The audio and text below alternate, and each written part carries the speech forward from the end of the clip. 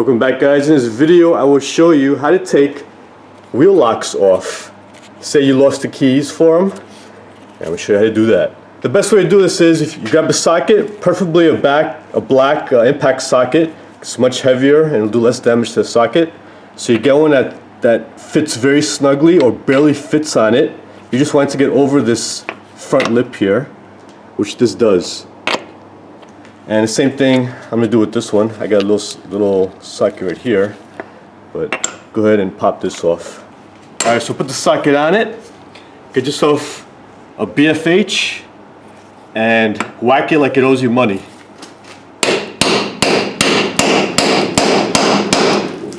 Right there, it's stuck on.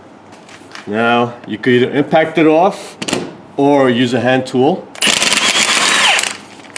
And there you go. Now I'm going to use this socket. I didn't have a black socket this size, so same thing here. Whack it on.